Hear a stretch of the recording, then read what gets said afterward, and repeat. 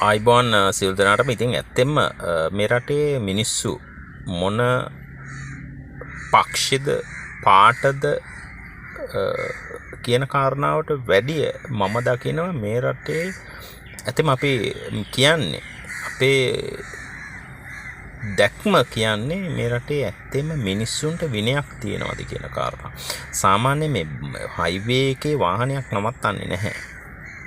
එහෙම නවත්තන්න නම් ඒකට ප්ලෑන් එකක් තියෙනවා. උදාහරණයකට මාත් හම්බන්තොට ඉඳලා කොළඹ එන බස් රථයක් අපි දන්නවා මාතරින්ට ඇවිල්ලා මාතරට එහා ඕන තරම් තැන් කෑම සඳහා කෑම කන්න පුළුවන්.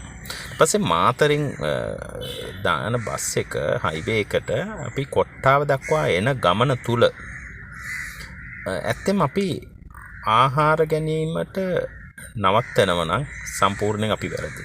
අපි විනයක් නැති හික්මීමක් නැති මිනිස්සු සමාජය.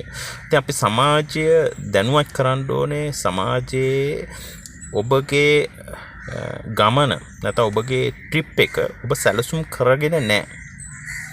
නිකන් ඔහේ යන්නම් වාලේ යන්න එපා. මොකද අපි රටේ පාලකයන්ට බැන ඉඳලා වැඩක් නැහැ.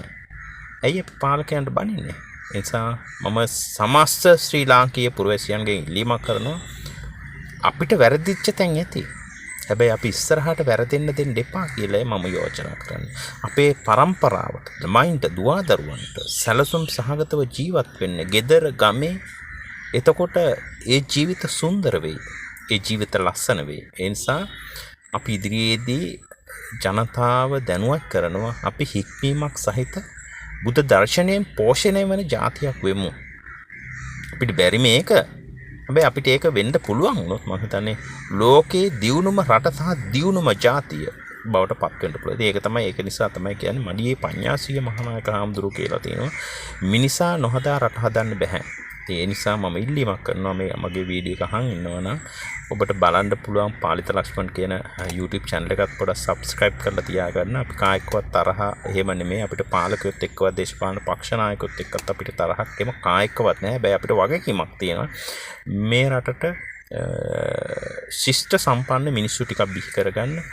අර අයාලේ යන මිනිස්සු හැටියට ඉන්න එපා ඔබ බොහෝම විනයක් සහිත හික්මීමක් පුජ්‍යලෙක් වෙන්න කියන කාරණාව විශේෂයෙන් මම ඉල්ලීමක් කරනවා. ඉතින් එහෙනම් සියලු දෙනාටම සුවදායි දවසක්.